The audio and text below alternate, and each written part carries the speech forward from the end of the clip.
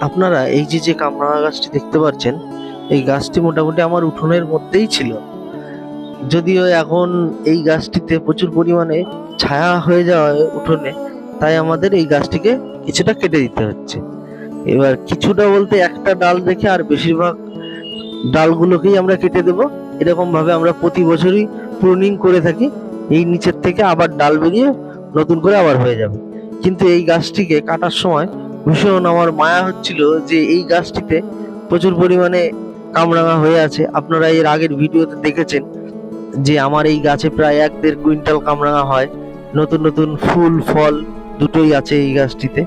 এবং এর আশেপাশে যে গাছগুলো লাগানো থাকে, আমাদের লঙ্কা গাছ, অন্য অন্য বেগুন গাছ, আমার ওয়াইফ এই গাছগুলো লাগায়। এবং এই গাছগুলোতে ছায়া হয়ে যাওয়ার জন্য ওই গাছগুলোতে লঙ্কা হয় না বেশিরভাগ, এবং অন্য অন্য কিছু করি, এবং বাড়ির পরিবেশটা মোটামুটি অন্ধকার মতো হয়ে যায় এই গাছটি থাকলে।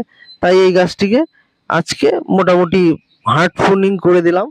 কিছুদিন পরে আপনাদের দেখাবো যে এই গাছটিতে আবার কিরকম ভাবে নতুন পাতা আসে এবং নতুন ডাল হয়ে এই গাছটি আবার ঝোপালো হয়ে যায়। ধন্যবাদ।